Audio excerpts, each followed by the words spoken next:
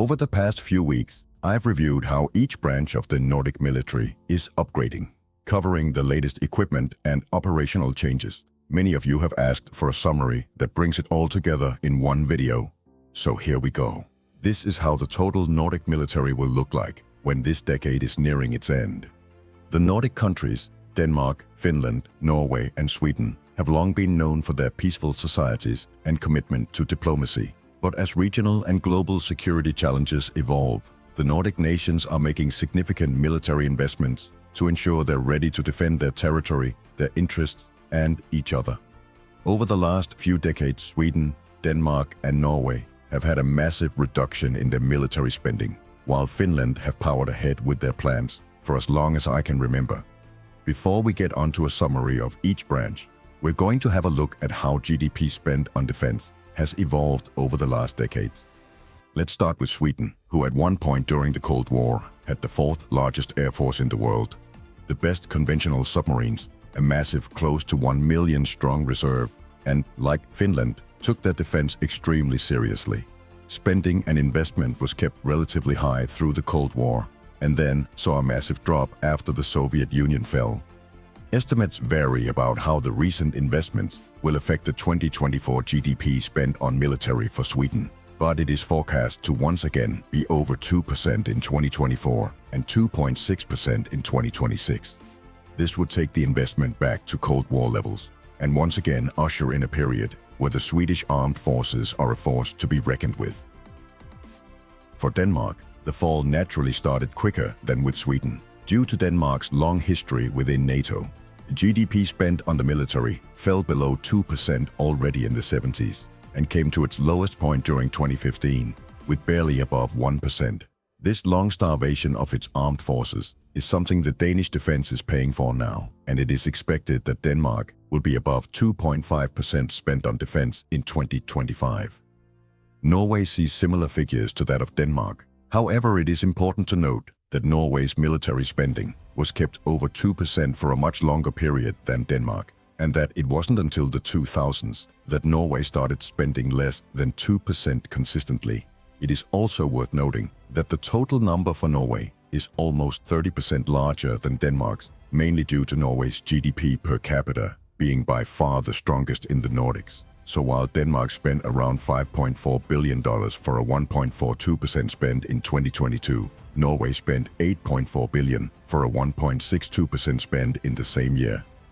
Norway expects to be over 2% by 2025, and considering that their GDP is nearly on par with Sweden, that makes for a much larger investment per inhabitant than all of their neighbors, even though the percentage does not seem that big. The US, in example, spends about 2.8% of their GDP on defense, which equates to around $2,200 per citizen, while Norway will sit at around $1,700 per inhabitant spent on defense in 2025. Moving on to Finland, who historically are known for their vast army, the trend is fairly similar. What must be astonishing for Finland's neighbors is the fact that Finland have managed to keep its army top-notch with a fairly limited budget. Finland is due to increase its spending to around 2.4% of its GDP on defense in 2025, mainly due to their new fighter jets. Now, let's move on to looking at the actual upgrades. I'm going to start with the Navy. Naval strength is a cornerstone of Nordic defense, especially given the strategic importance of the Baltic Sea and North Atlantic waters. Let's look at how each country is upgrading its fleet to meet modern security demands. Denmark has taken decisive steps to modernize its navy. With a focus on blue water capabilities, they're acquiring new frigates to replace the aging Thetis-class ships. The Absalon-class support ships are also being upgraded, equipped with better defensive capabilities and advanced radar systems.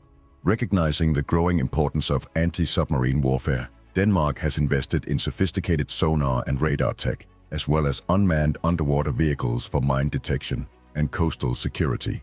These investments are vital given Denmark's location, bridging NATO forces across the North Atlantic and the Baltic.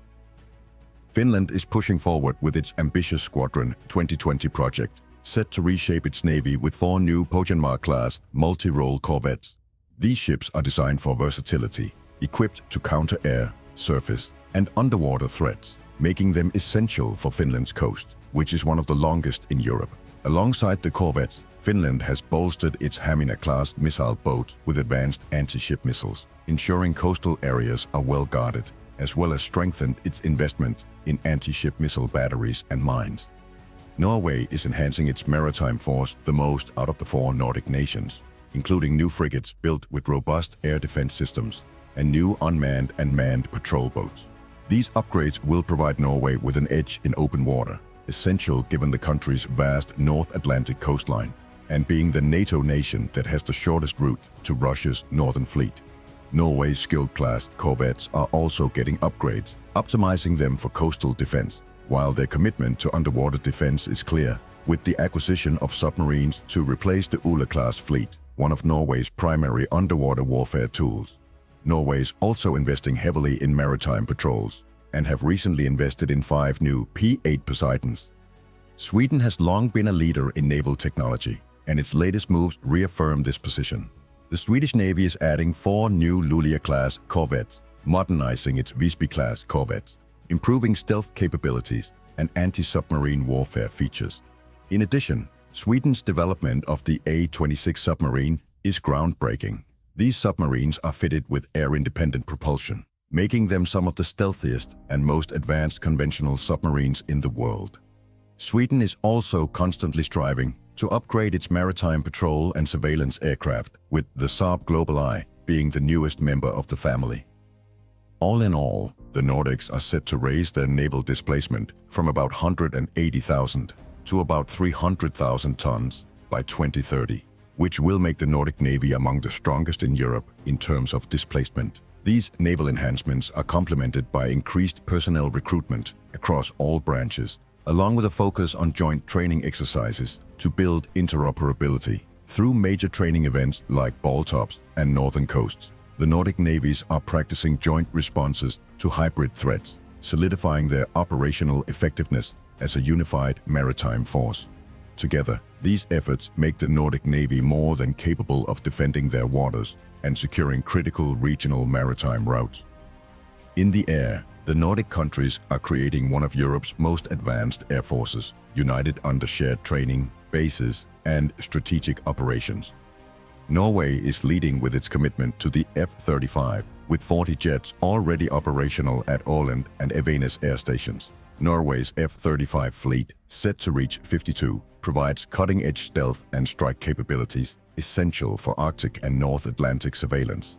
However, Norway is facing maintenance challenges with the F-35, highlighting the potential need for a more balanced fleet that could incorporate additional aircraft like the Swedish JS-39 to handle high-frequency patrol missions, or an alternative agreement with Sweden over using the Gripen as a patrolling airframe.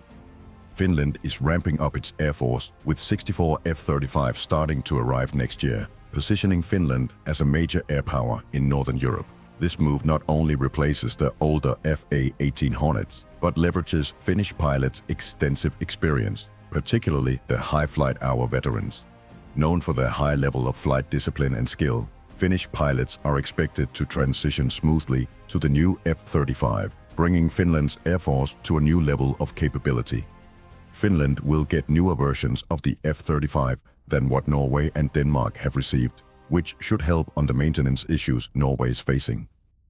Denmark is also in the F-35 program, expecting 27 jets to be operational by mid-2025. With Denmark responsible for patrolling Greenland's vast airspace, there are discussions about adding a reliable backup aircraft to the F-35. Swedish Saab Gripens, or maritime patrol aircraft, have been proposed as a potential solution to ensure consistent air patrol coverage and cost-effective operation.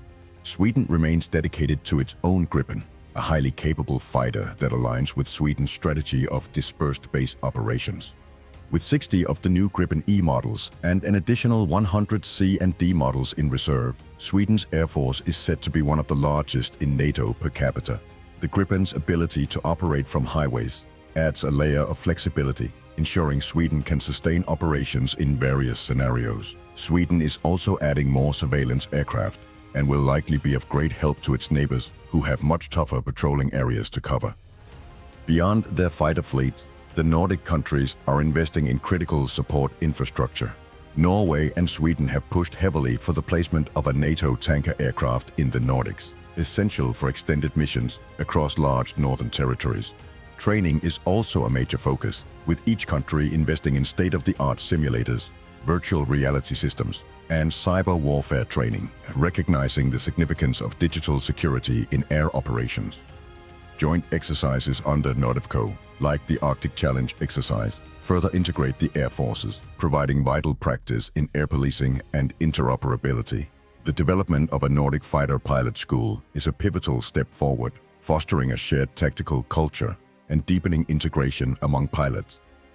All in all, the now combined Nordic fighter force will be one of Europe's largest, with more firepower than many of the largest powers in Europe. As the Nordic countries modernize their ground forces, they're focusing on increased firepower, mobility, and collaboration to respond to new threats effectively. Finland already has one of the largest artillery reserves in Europe, including the K9 Thunder self-propelled howitzers. Their army of 900,000 reservists, maintained through a long-standing conscription policy, ensures Finland is ready to mobilize quickly. Finland's new Patria self-propelled gun, currently in development, could become a central piece in its artillery lineup, enhancing mobile coastal defense. Finland is also likely becoming the home of NORDEFCO's army headquarters. Sweden is upgrading its tank capabilities by upgrading the Stridsvagn 122 into the 123 variant with advanced armor, night sights, and electronic warfare features. Sweden is also expanding its CV-90 armored vehicle fleet and have likely found its most valued international export in the vehicle, which seems to be among the best presently active in the Ukraine war. They're also adding to their artillery fleet and increasing their artillery units to 8 instead of 2, adding GMLRS systems and doubling their Archer SPG inventory. Norway will receive 54 Leopard 2A8 tanks, which feature advanced countermeasures and active protection systems. Norway's enhanced CV-90, optimized for Arctic operations, underscore its focus on preparing for northern conflicts, where snow and rugged terrain are major factors. Norway is also working towards a long-range NASAMS variant, which is set to compete with the Patriot. Denmark recently selected the Israeli Pulse and Atmos artillery systems to replace its fleet of donated Caesar howitzers. Although the switch has been met with some controversy due to delivery delays, Denmark's decision reflects a commitment to long-range precision artillery capabilities. The CV-90 will play a central role in Denmark's armored fleet, improving maneuverability and troop protection. Personnel increases are also part of the modernization strategy, with all countries, except for Finland, increasing their personnel across the board. Finland already has a large army and essentially does not need to increase. As you can see, the Nordics will be operating one of the biggest land armies in Europe, and combined it will be a powerful force.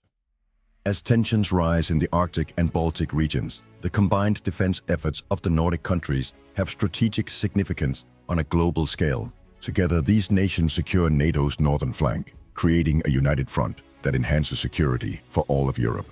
This collective effort highlights the power of regional cooperation, from information sharing platforms to joint intelligence initiatives, reinforcing each nation's security and contributing to overall European stability. This cooperation demonstrates that by combining resources, shared training, and joint command structures, the Nordics create a force stronger than the sum of its parts. Through cutting-edge technology, intensive training, and strong alliances, the Nordic countries are setting a standard for regional military cooperation, one that promises to shape the future of defense in Europe. The transformation of Nordic defense shows a clear commitment to peace through strength and unity. By aligning their efforts across land, air, and sea, Denmark, Finland, Norway, and Sweden are proving that they are prepared to meet the challenges of an uncertain future. As they continue to build this defense alliance, they send a clear message to the world. They are ready. As always, I'd be very happy if you let us know what you thought about this video. And if you like it, please give it a big thumbs up. We've also opened for channel members, and you can support our Nordic Focus channel by clicking join next to the button under this video. Stay safe, folks.